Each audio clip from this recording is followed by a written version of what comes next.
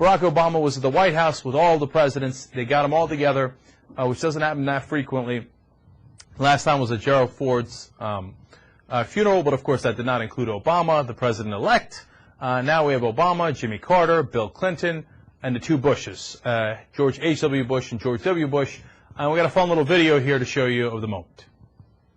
I want to thank the president-elect for joining the ex-presidents for lunch.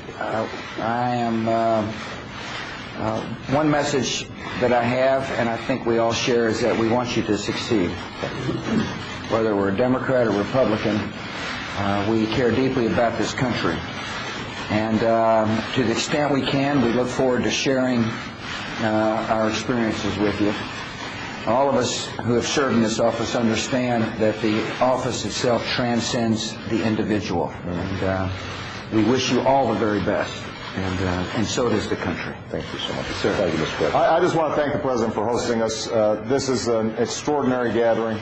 All the gentlemen here understand both the pressures and possibilities of this office. And for me to have the opportunity to get advice, good counsel, and fellowship with these individuals is extraordinary, and I'm very grateful to all of them. But again, thank you, Mr. President, for hosting us.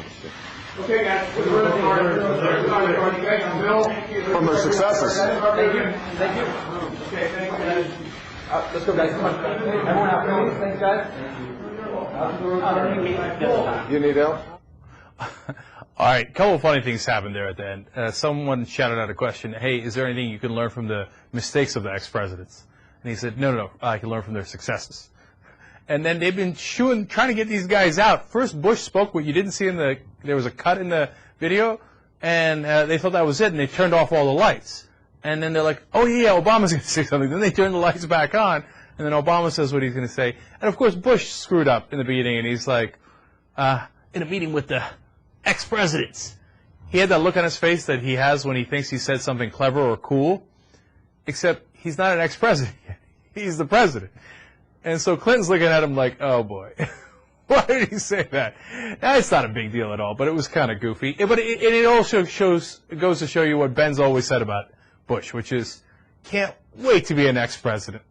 He can't wait to lay down somewhere, put up his boots and be like, yeah, I remember when I was president. And meanwhile, he's like, come on, just please, take this Gaza thing off my hands. I don't know what to do with it. I'm begging you, Barack, just get moving early. I don't really care. You want him to move into the Blair house? Screw it. Just take over right now. Now, as I look at that picture, I think, what doesn't belong? Now, you might think, hey, maybe the black guy, right? The rest of them are white, and he looks a little different than the rest. No, that's not it at all. As the first thing that struck me as soon as I saw that picture was, man, these guys are really smart, with one exception. Because, you know, you might not agree with Jimmy Carter, or you might think he wasn't that great a president, but no one disputes that he was not a smart guy. He's a really, really smart guy. Clinton, brilliant. Obama, brilliant. George H.W. Bush, very smart guy. And then you look at the goofball in the middle. You're like, oh, Jesus, how the hell did he get in there? And you know how. Look at the guy, two guys down, George H.W. Bush. That's how he got in. Oh, man. Poppy, what'd you do to us, man? What'd you do to us? Why'd you let that guy get in the White House?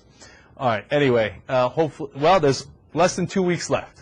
And then he will be what he wanted to be, has always wanted to be, an ex-president. And then we can let Obama take over.